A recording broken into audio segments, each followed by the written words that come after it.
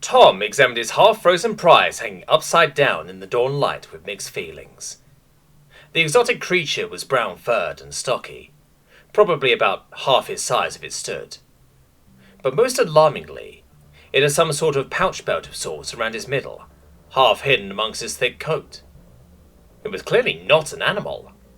In fact, the more he examined its still form, it conjured images of mythical forest-dwelling woks from religious stories back home.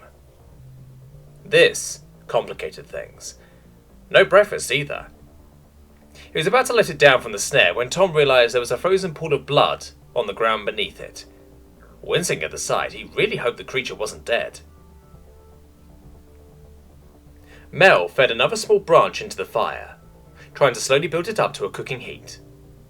She didn't have anything to actually cook just yet, but that would change as soon as human Tom got back.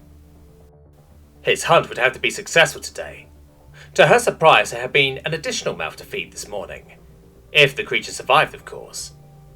She gave the tiny thing another pitying glance. Trussed wrist and ankle, he remained unconscious by the fireside, the ice in his fur slowly melting away. Guilt gnawed at her heart. She and Tom would have never left it hanging overnight if they had known. He had told her of how it had tried to steal from them in the night. But much worse was the despair she felt for her own plight. Mel was exhausted, and this creature wasn't the rescue she had been hoping for. If the bone tools and dried mystery meat jerky in its rawhide pouches were anything to go by, this wasn't a rescue at all.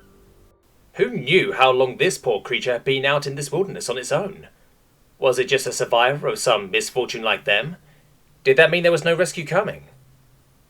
She wasn't even sure the translators would let them talk to it. She didn't recognize the species. Wrestling with her internal conflict, Mel hoped Tom would return soon. Beltar woke from his frozen nightmare as cracked his bait, only to realize things were much, much worse. He was a captive. The twine bit deep into his wrists as he wriggled a bit to test the bonds. One of the trolls was nearby, but fortunately, hadn't yet noticed he was awake. Was it making the fire bigger? Oh, by the gods, they were going to cook him. He reached for his knife, only to realize his whole belt was gone.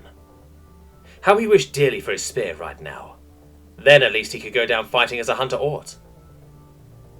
Beltar recalled having managed to not drop it when he got ripped from his feet, only to lose it when he had driven it into the eye of the lone Kraxis who had repeatedly leaped up at him in the dark. The damn thing had then fled with it still embedded in its skull. It would be long gone by now. Anger filled his thoughts. His people would never know of his fate. Just then, the troll turned and looked right at him. His time was up. Mel managed to keep the disappointment from showing on her face. Only just. The translator wasn't up to the job. The creature clearly had no idea what she was saying, nor could she understand the precious few sounds it made in response. She wanted to untie it, but felt unsure without the relative safety in numbers that the pink human provided. For the many of times she wished her arm had not been injured, Mel felt almost helpless on her own. Given the way it seemed to shout instead of talk, perhaps leaving it tied up was for the best. But it was clearly sentient. Looking into its eyes, she could see its focus and intelligence. Maybe it could still help them somehow if she found a way to talk to it. Trying to recall her training lessons for dealing with inebriated passengers aboard the ship, she was about to launch into a long miming session when she realized the creature was probably terrified. It was tiny, and if she didn't recognize its species, why should it recognize hers? Cautiously, Mel offered it some of its own jerky. After a moment, it accepted it. Progress. Its next words were not shouted either, even though they still were just noise to her. Maybe this would lead to something productive after all. Surprise didn't even come close to how Beltar felt about his unexpected change in fortune. Realizing he was about to join his ancestors, he had yelled every curse down onto the foul troll with his last breaths. Calmly praying for the gods to accept him wasn't his way. And the troll had relented. It hadn't thrown him into the fire alive. Instead, it just sat there, stupidly making clicking noises at him. But his eyes, they were full of emotion. Sorrow, to be exact. Trolls weren't supposed to be sorrowful. They were supposed to be animals that just ate and ate. This one wasn't stupid at all. It turned out of sight and back again with something in his hand. It was a piece of jerky. It was offering him food. Beltar sat up and accepted the gift with both hands. They were still bound together tightly. If it was smart, then whatever it was couldn't be a troll. Could it?